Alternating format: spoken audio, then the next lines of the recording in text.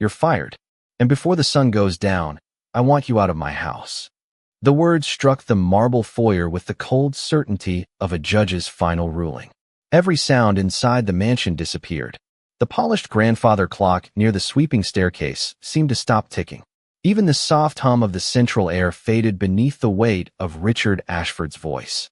Standing beneath the crystal chandelier, Maya Brooks didn't move. She held a neatly folded linen cloth in one hand and a silver dusting brush in the other, exactly as she had only seconds earlier. At 38 years old, Maya had spent enough years cleaning grand homes to recognize when anger was real and when pride was louder than reason. Richard Ashford, one of the wealthiest real estate investors on the East Coast, stood at the center of the foyer wearing a tailored navy suit that looked as expensive as the imported Italian marble beneath his shoes. His jaw was tight. His blue eyes never left Maya. Around them, the household staff remained frozen. The executive chef slowly lowered the serving tray in his hands. The head butler stared toward the floor, careful not to make eye contact with anyone. A young housekeeper instinctively took half a step backward, as though simply standing too close might draw unwanted attention. Richard pointed toward the massive front doors framed by 20-foot windows overlooking perfectly trimmed gardens. "You question my decision in front of my attorney," he said, his voice quieter now, but no less sharp. "You clean this house. You do not tell me what to do with my property." Maya finally lifted her eyes. Calm, steady, not challenging, simply honest. "I wasn't trying to tell you what to do, sir," she answered softly. "I only thought you should review the paperwork one more time before signing." Richard let out a short laugh that carried no humor. "Do you know who I am?" Maya said nothing. She already knew the answer. Every newspaper in New York seemed to know who Richard Ashford was. Billionaire developer, television investor, the man whose signature could reshape entire neighborhoods. A man accustomed to people agreeing before he even finished speaking. He stepped closer until only a few feet separated them. "People like you don't understand business," he continued. "You polish furniture. I build empires." The silence that followed felt heavier than the towering oak doors behind Maya. Sunlight streamed through the enormous windows, casting long golden rectangles across the white marble floor, but the warmth never reached the room. Maya looked briefly toward the stack of documents resting on the antique console table beside Richard's attorney. Thick folders, blue tabs, gold clips. She recognized them immediately. They were the same papers she had quietly organized after discovering them scattered across the library late the previous evening. Something about one signature page had troubled her enough to read more carefully. She almost wished she had ignored it. Almost. Richard reached into his jacket pocket, removed a small electronic key card, and tossed it onto the marble floor at Maya's feet. The sharp plastic click echoed through the foyer. "That opens the employee entrance," he said. "Leave your uniform with security on the way out." No one bent down to pick up the card. No one dared speak. Maya slowly lowered the dusting brush onto a nearby table, smoothing the edge of the linen cloth with quiet precision before folding it one final time. There was no anger in her expression, no pleading, only the composed dignity of someone carrying a truth no one else in the room had yet discovered. Outside, a black luxury sedan turned through the front gates and rolled silently up the circular driveway. Richard didn't even glance toward the arriving vehicle. He was too certain the story had already ended. He had no way of knowing that within the next few minutes, the mansion he called his own would reveal a truth capable of changing every word he had just spoken. The black sedan came to a smooth stop beneath the covered entrance, its polished surface reflecting the afternoon sunlight that spilled across the circular driveway. A man in a charcoal suit stepped out first, carrying a slim leather briefcase with both hands as though what rested inside mattered more than anything else he had transported that week. He glanced toward the front doors, noticed the unusual silence beyond the glass, and slowed his pace. Inside, Maya Brooks remained exactly where she stood. She neither reached for the key card at her feet nor looked toward the staff gathered around the foyer. Instead, her eyes drifted across the familiar room one quiet moment at a time. The hand-carved staircase, the grand piano polished every Thursday morning, the bay windows she washed before sunrise whenever rain left streaks behind. Every corner held memories invisible to everyone else. Richard Ashford believed he had arrived at the beginning of this house only a year earlier when his investment group completed the acquisition of several neighboring estates. Maya knew the story stretched back much farther. Long before luxury vehicles lined the driveway and catered galas filled the ballroom, her father had walked these same floors wearing worn leatherwork boots and carrying blueprints rolled beneath his arm. Samuel Brooks had been the master builder chosen to oversee the construction of the estate nearly 3 decades earlier. He used to bring Maya here on quiet Sunday afternoons while the property was still surrounded by open fields and unfinished stone pathways. She remembered sitting on stacked lumber with a peanut butter sandwich while her father pointed toward the rising frame of the house. He always smiled when he looked at the foundation.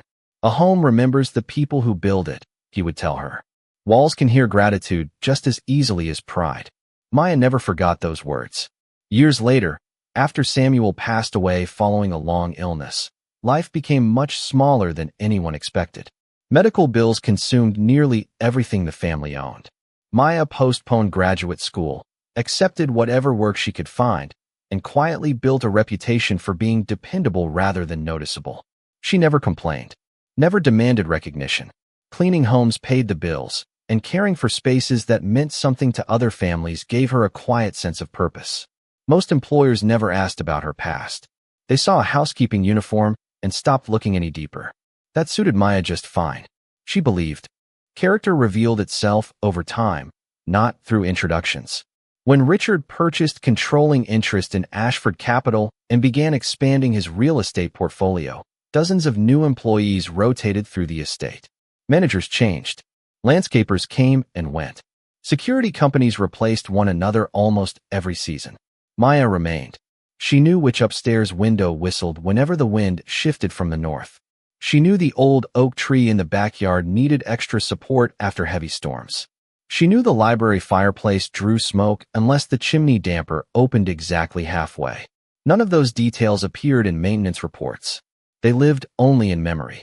The attorney who had arrived with Richard months earlier once joked that Maya knew the house better than the architects. She simply smiled and continued polishing the walnut banister. Outside, the visitor carrying the leather briefcase climbed the front steps, adjusting his tie before pressing the bronze doorbell. Its rich chime echoed softly through the silent foyer. Richard finally turned toward the entrance with visible impatience, expecting another business associate eager to finalize the afternoon transaction. Maya lifted her eyes toward the front door as well, and for the first time since Richard dismissed her, the faintest expression crossed her face. It was not relief. It was not satisfaction.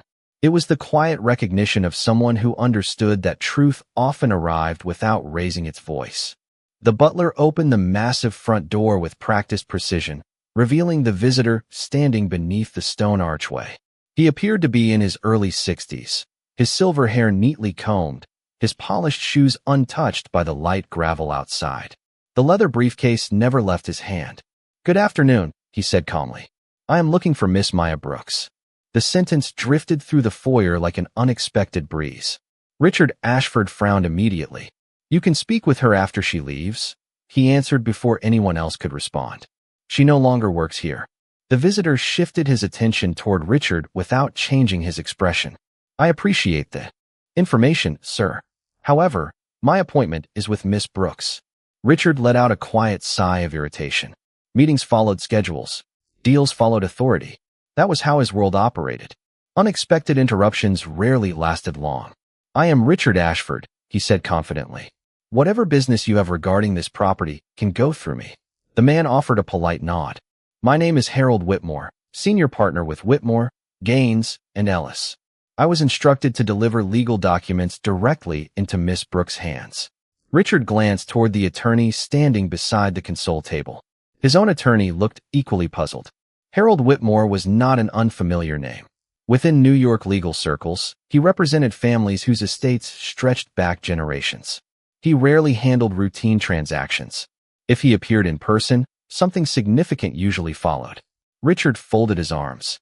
"You have perfect timing," he replied with a thin smile. "She was just dismissed. You can hand me whatever paperwork needs attention." Harold did not move. Instead, he slowly removed a sealed ivory envelope from his briefcase. Heavy paper, Deep blue wax seal. The Brooks family crest was pressed into the center with remarkable detail. Maya quietly recognized it immediately.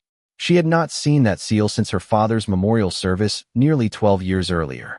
Harold walked past Richard without hesitation and stopped directly in front of Maya.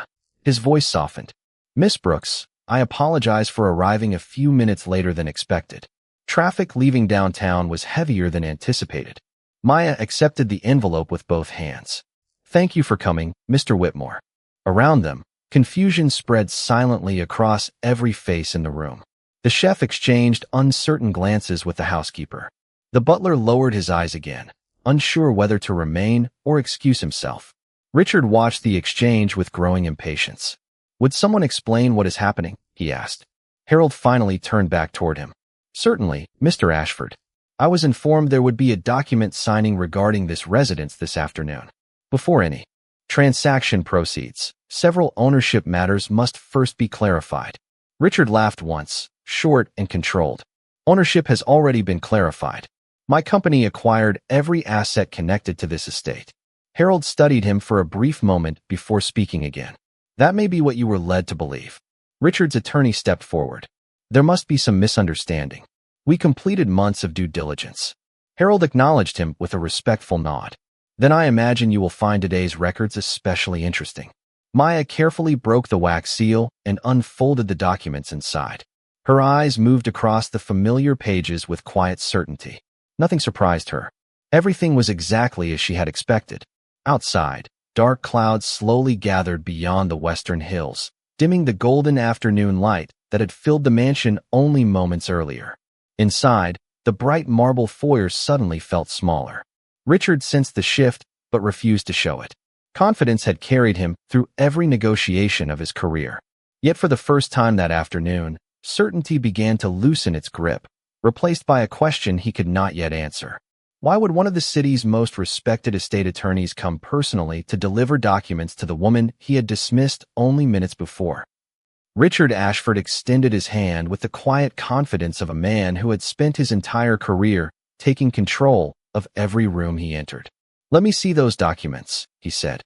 His tone remained calm, but the patience behind it had begun to wear thin. Maya looked at him for a brief moment before carefully folding the papers back into their envelope. "I am sorry, sir," she answered politely. "Mr. Whitmore instructed that these remain confidential until the scheduled review." Richard's expression hardened. "Scheduled review?" Harold Whitmore stepped forward before Maya needed to say another word.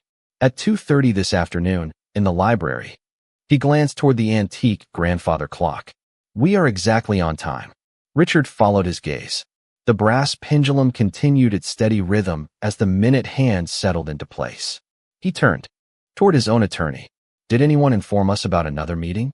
The attorney slowly shook his head. "No, sir. Nothing was listed on today's agenda."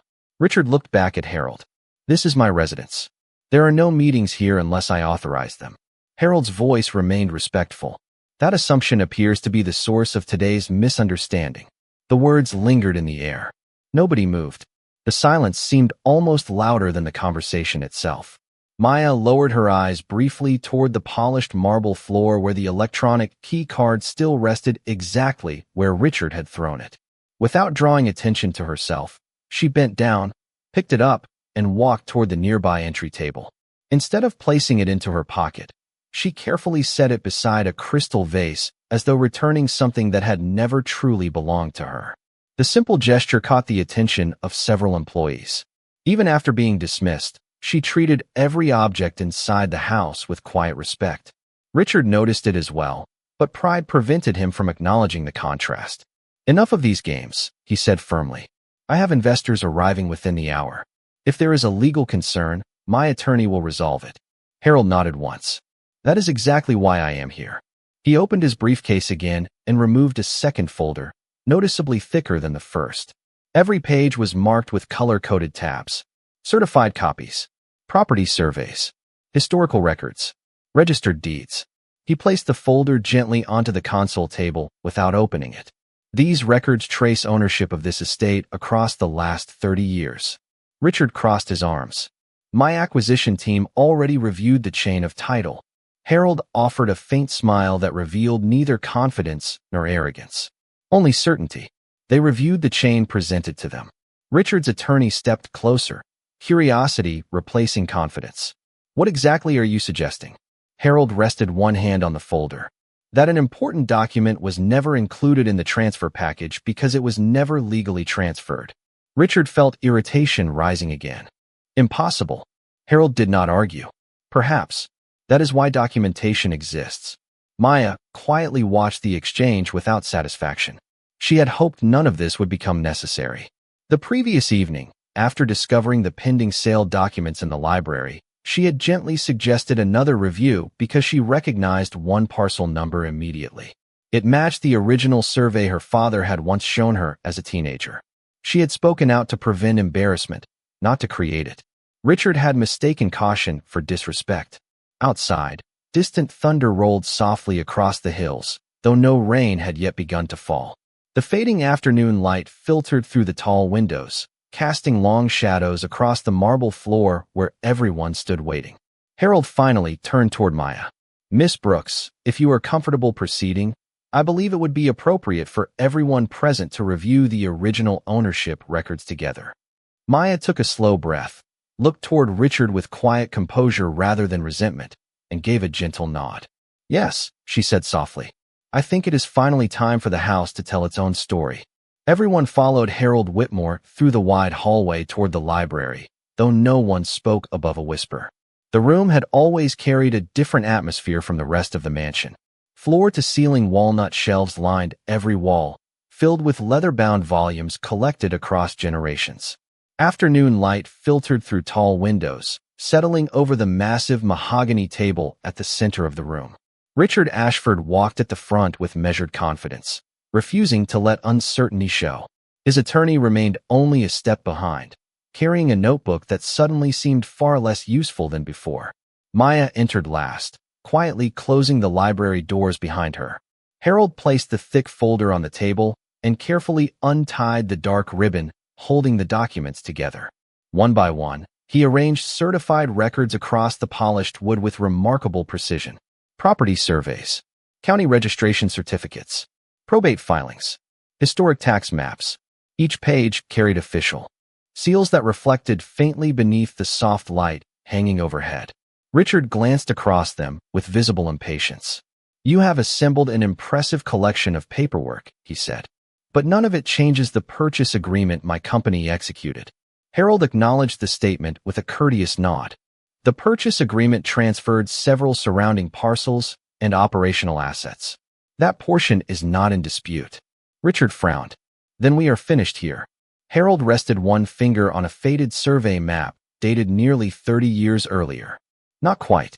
Richard's attorney leaned closer, reading the parcel descriptions line by line. His confidence slowly faded. He checked the legal description again, then compared it with the acquisition file he carried. His brow tightened. Richard, he said quietly, this parcel number is different. Richard looked at him with disbelief. Different how? The surrounding land transferred correctly. The attorney replied, still reading. But the primary residential estate appears to have remained under a separate deed. Richard stepped forward and pulled the acquisition file toward himself. His eyes moved rapidly from one page to another. Numbers, survey boundaries, recording dates, signatures. Every detail that had always seemed routine suddenly demanded closer attention. There has to be a clerical mistake, he muttered. Harold calmly slid another certified document across the table. Recorded with the county clerk 27 years ago. Reconfirmed after the owner's passing 12 years later.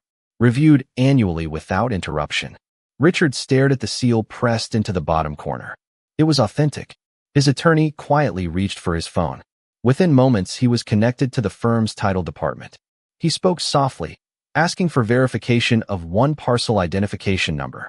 The room remained silent while everyone waited. Only the steady tapping of rain beginning against the library windows broke the stillness. Less than a minute later, the color slowly drained from the attorney's face. He lowered the phone without speaking. Richard looked directly at him. Well, the attorney swallowed. Once before answering, the county records match Mr. Whitmore's file. Richard blinked. That cannot be correct. I wish I could say otherwise. the attorney replied. The residence itself was never transferred into Ashford Capital. Richard stared at the stack of papers as though another explanation might suddenly appear between the lines. His years of negotiation had taught him to find overlooked details before anyone else did. Yet somehow the most important detail of all had remained hidden in plain sight. Across the table, Maya remained completely still. She neither celebrated nor interrupted. She simply watched the truth unfold exactly as she had hoped it never would. Harold carefully opened the final folder inside his briefcase and removed a single cream-colored certificate protected beneath a transparent sleeve. He placed it gently at the center of the table where everyone could see the official county seal, the original notarized signatures, and one name printed with unmistakable clarity. Harold looked first toward Richard, then toward Maya. "There is only one lawful owner of this residence," he said quietly, "and the record has never changed." The library fell into a silence so complete that even the rain outside seemed to lower its voice. Tiny droplets traced slow paths down the tall windows, blurring the view of the old oak tree standing proudly beyond the stone terrace. Nobody reached for the document resting at the center of the table. Nobody spoke. Richard Ashford stared at the name printed across the certificate as though his eyes refused to accept what they clearly saw. Maya Brooks remained where she had been from the beginning, her hands gently folded before her, her breathing calm and measured. Harold Whitmore finally broke the silence, though his voice was almost no louder than the rain. This original deed was executed 27 years ago by the estate's founder, Jonathan Ellsworth. He entrusted the residence to Samuel Brooks under a private agreement after Samuel refused additional payment for overseeing the construction when unexpected financial hardship threatened the project. Mr. Brooks accepted only one condition. The home would never become a symbol of wealth alone. It would remain a place where dignity mattered more than status. Harold carefully turned another page. Following Samuel Brooks's passing, legal ownership transferred exactly as directed through his recorded estate plan. There were no disputes, no liens, no transfers. The residence became the sole property of his daughter, Maya Brooks. The words settled over the room with quiet certainty. Richard lowered himself into one of the leather chairs without realizing he had done so. The confidence that had defined every movement only minutes earlier slowly gave way to reflection. His gaze drifted across the library. For the first time, he noticed details he had overlooked since moving into the mansion. A small framed photograph beside the fireplace showed workers gathered during construction decades earlier. At the center stood a smiling black man wearing dusty work boots, one hand resting proudly against the unfinished stone wall. Beside him stood a little girl with two neatly braided pigtails, smiling at the camera while holding an oversized construction helmet that nearly covered her face. Richard had walked past that photograph hundreds of times. He had never asked who they were.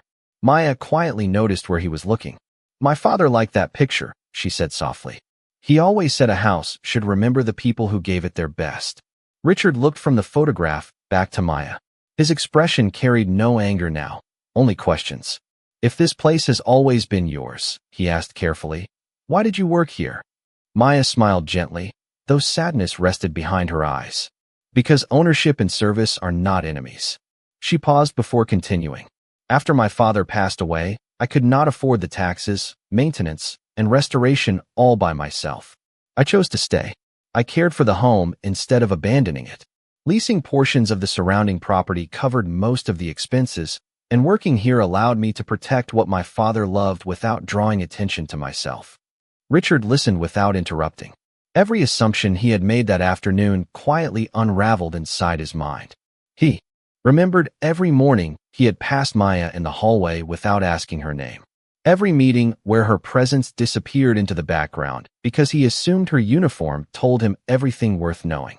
Outside, the rain slowed until only scattered drops remained on the glass.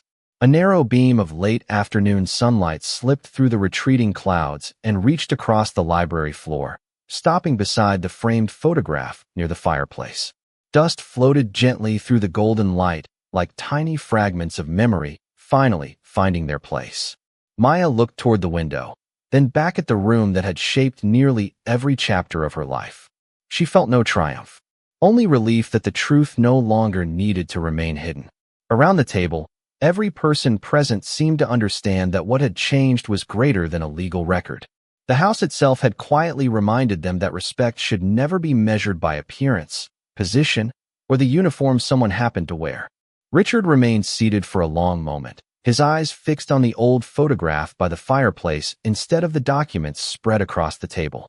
For the first time in years, numbers, contracts, and acquisitions no longer seemed like the most important things in the room.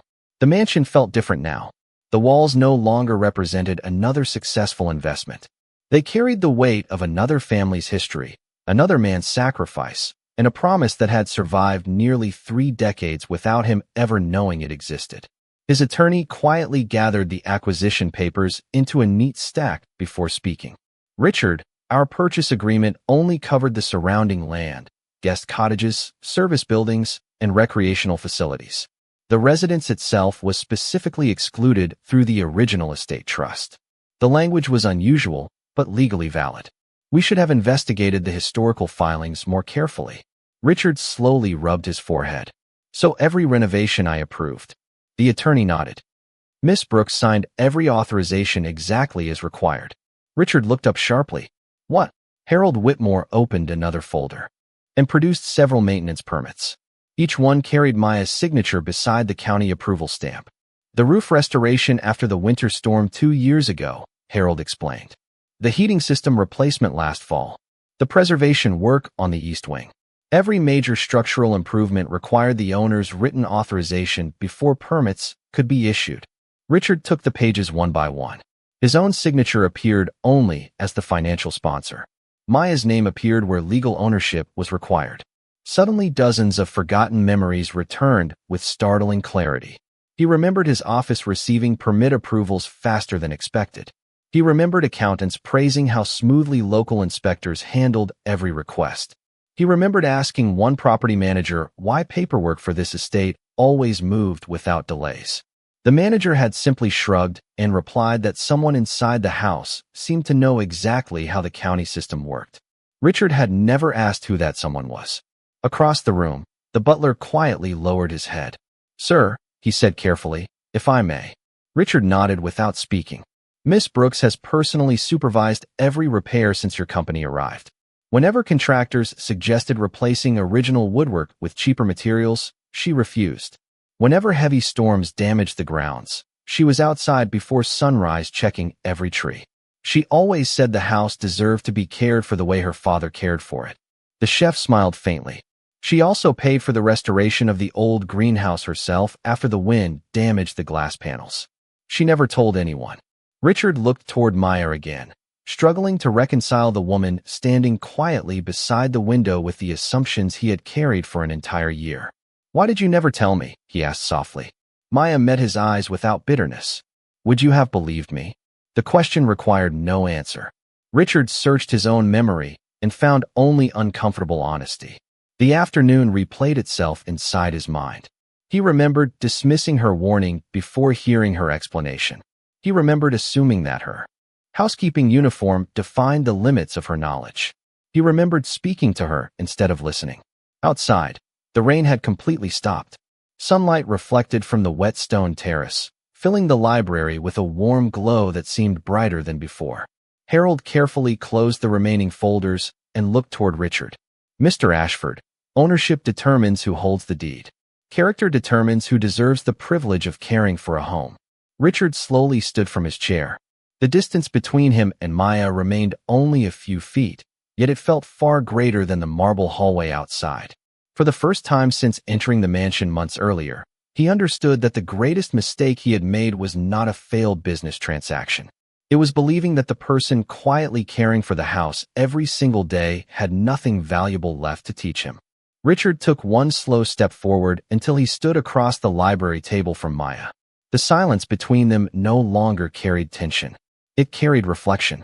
He glanced toward the electronic key card resting beside the crystal vase near the doorway, remembering how confidently he had thrown it across the marble floor less than an hour earlier. It suddenly felt like a symbol of everything he had misunderstood. He drew a careful breath before speaking. "Miss Brooks," he said quietly, "I owe you more than an apology. Maya remained still, allowing him to continue. When you tried to warn me, I assumed your position determined your understanding. I never asked why you were concerned. I never asked what you knew. I judged you before I listened. His voice remained steady, but every word carried genuine weight. The household staff exchanged silent glances. None of them had ever heard Richard Ashford speak that way. He was known for decisive leadership, demanding standards, and absolute confidence. Admitting fault did not come naturally to him. Yet nothing about this afternoon felt ordinary anymore. Richard looked around the library, taking in the shelves, the fireplace, the old photograph, and the sunlight that now filled every corner of the room. This house has taught me something. I should have learned a long time ago, he continued.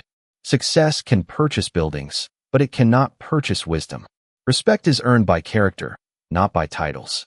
Harold Whitmore quietly closed his briefcase, sensing that the legal matters had become secondary to something far more important. Richard turned back toward Maya. If you will allow it, I would like to correct what I can. Maya answered with the same calm expression she had carried throughout the afternoon. What do you believe needs correcting?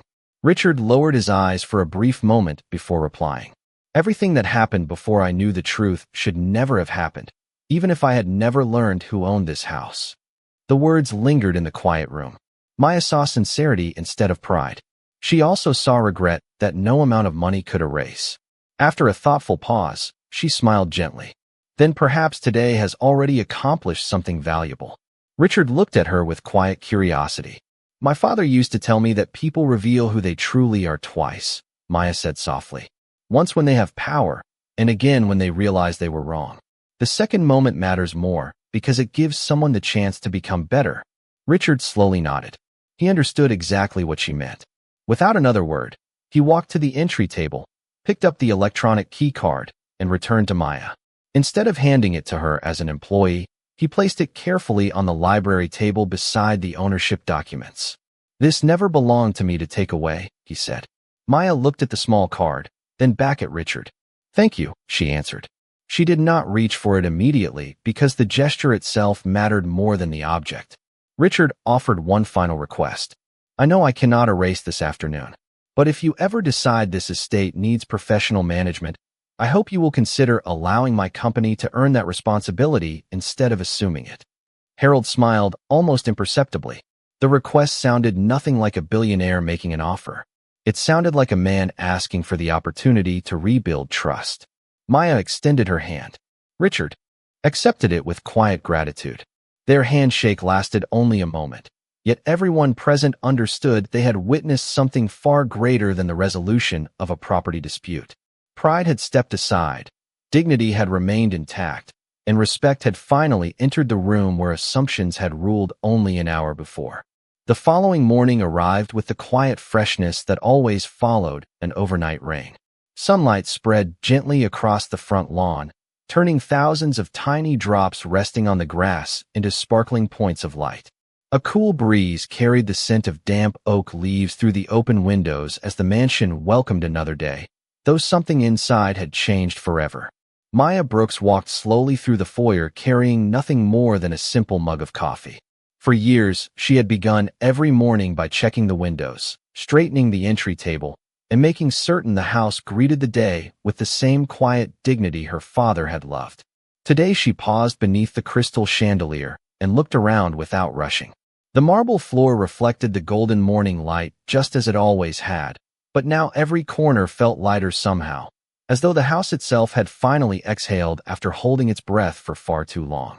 Outside, a familiar black sedan rolled into the driveway. Richard Ashford stepped out alone, dressed not in an expensive business suit, but in a simple gray jacket with no assistants, no attorneys, and no entourage following behind him. He carried only a small wooden frame wrapped carefully in protective paper.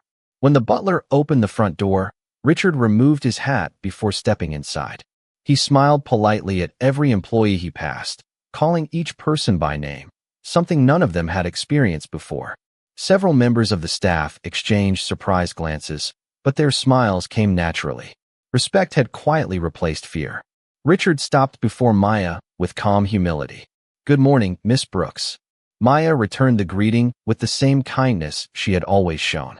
Richard carefully unwrapped the wooden frame and revealed the restored construction photograph from decades earlier. The faded colors had been professionally preserved overnight. Samuel Brooks stood proudly beside the unfinished stone walls, while young Maya smiled beneath the oversized construction helmet. Richard held the photograph with both hands before placing it above the library fireplace, where everyone entering the room would immediately see it. Beneath the frame rested a newly engraved brass plaque. It read, "Built with skill, preserved with integrity," honoring Samuel Brooks and the family who never stopped caring for this home. No speeches followed. No photographers arrived. No newspaper announced the gesture. The moment belonged only to the people standing quietly inside the house. Harold Whitmore looked at the plaque with quiet satisfaction before shaking Maya's hand one final time and departing without ceremony. The household staff gradually returned to their morning routines, but the atmosphere had changed. Conversations sounded warmer. Smiles appeared more easily. Even the old grandfather clock seemed to fill the foyer with a gentler rhythm than before. Richard prepared to leave, then paused near the front door. "Thank you," he said softly. Maya tilted her head slightly. "For what?" Richard looked once more toward the photograph above the fireplace before answering. "For reminding me that the most valuable things in life are often the ones pride keeps us from seeing." Maya smiled, not because she had won anything, but because another human being had chosen growth over ego. She watched as Richard walked down the stone path toward the driveway without looking back. The morning breeze stirred the branches of the old oak tree Samuel Brooks had planted years earlier, its leaves whispering softly above the lawn. Warm sunlight rested across the front porch, illuminating the entrance where generations of footsteps had come and gone.